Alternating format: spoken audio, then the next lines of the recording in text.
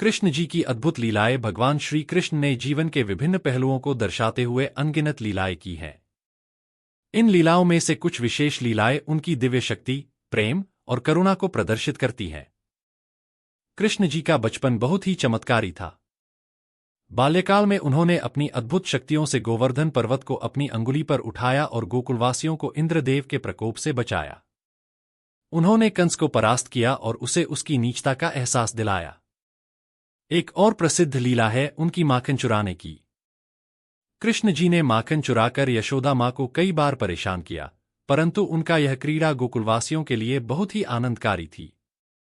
कृष्ण जी की रासलीला भी अत्यंत प्रसिद्ध है, जिसमें उन्होंने राधा और अन्य गोपियों के साथ मुरली की धुन पर नृत्य किया। यह लीला प्रेम और भक्ति का प्रतीक मानी जाती है। कृष्ण का गीता में दिया गया उपदेश भी उनकी एक महान लीला मानी जाती है, जिसमें उन्होंने अर्जुन को जीवन के गूढ़ तात्विक तत्व समझाए और धर्म के मार्ग पर चलने की प्रेरणा दी। उनकी सभी लीलाएं न केवल आश्चर्यजनक हैं, बल्कि जीवन के विविध पहलुओं को समझने और जीवन के उद्देश्य को पहचानने के लिए गहरे शिक्षाएं भी देती हैं। कृष्ण जी की लीलाओं में एक और अद्भुत लीला है उनका श्री यमुना जी के जल में गोवर्धन पर्वत उठाना। यह लीला कृष्ण के अद्वितीय बल और समर्पण का प्रतीक है।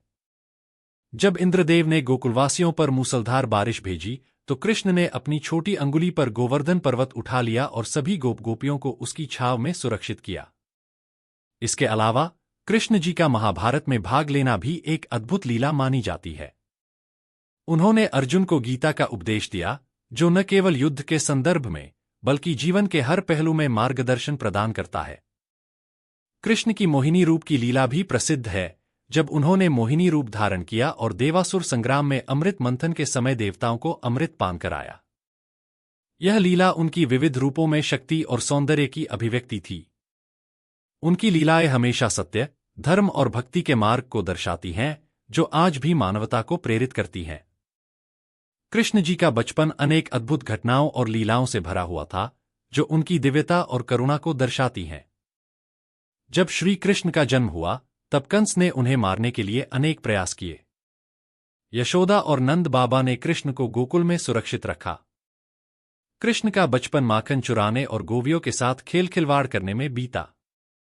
एक दिन कृष्ण ने अपनी बाल लीलाओं से गोकुलवासियों को अचंभित कर दिया।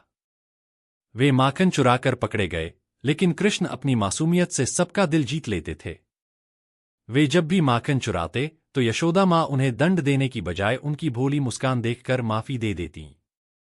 कृष्ण जी का एक और प्रसिद्ध बचपन की लीला है उनका कालिया नाग का दमन। एक बार यमुना जी के जल में कालिया नामक नाग ने अपनी ताकत से जल को विषैला बना दिया था। कृष्ण जी ने अपने छोटे से रूप में उस नाग को अपनी लीला से काबू किया और उसे यमुना जी से बाहर निकाला। इस दौरान कृष्ण ने अपनी मस्ती और साहस से कालिया नाग को नचाया, जिससे वो भयभीत हो गया। इसके अलावा कृष्ण का गोवर्धन पर्वत उठाना भी बचपन में हुआ। जब इंद्रदेव ने गोकुलवासियों पर मूसलधार बारिश भेजी, तो कृष्ण जी ने अपनी छोटी अंगुली पर गोवर्धन पर्वत उठाया और सभी को उसके नीचे सुरक्षित किया। उनकी ये लीलाएं न केवल बच्चों के लिए प्रेरणा है, बल्कि पूरे संसार के लिए एक शिक्षण प्रदान करती हैं कि भगवान कभी भी अपने भक्तों के साथ होते हैं और उनकी रक्षा करते हैं। कृष्ण जी का बचपन यशोदा माता और नंद बाबा के साथ बड़े प्रेम और आनंद से बीता। उनके बचपन की एक और प्रसिद्ध लीला है उनका काका के साथ खेलना। एक बार कृष्ण ने अपने मित्र काका के साथ गोवर्धन पर्वत के पास खेलने के दौरान काका के कान में चुपके से माखन डाल दिया। काका, जो पहले से ही कृष्ण के माखन चुराने से परेशान थे, अब यह देखकर हैरान रह गए। कृष्ण की शरारतें गोकुलवासियों के दिलों में हमेशा के लिए बस गईं। कृष्ण जी का बचपन और उनकी शरारतें केवल खेल ही नहीं थीं, बल्कि यह भी दिखाती थीं कि उनके साथ हर समय एक अद्वितीय दिव्य शक्ति थी। एक और प्रसिद्ध घटना है जब बाल कृष्ण ने अपनी मुरली से यमुना जी को रिझाया। कृष्ण की मुरली की धुन इतनी मधुर थी कि यमुना जी अपने स्थान से बाहर आकर कृष्ण के पास आईं। इससे यह स्पष्ट हुआ कि कृष्ण का प्रेम और उनका दिव्य स्वर सभी जीवों को आकर्षित करता है। कृष्ण के बचपन की ये लीलाएं केवल उनके रूप और आकर्षण का ही नहीं, बल्कि उनके प्रेम और शक्ति का भी परिचय देती हैं। कृष्ण जी के बचपन की लीलाओं में एक और प्रसिद्ध घटना है जब उन्होंने वात्सनाथ नामक राक्षस को मारकर गोकुलवासियों को बचाया।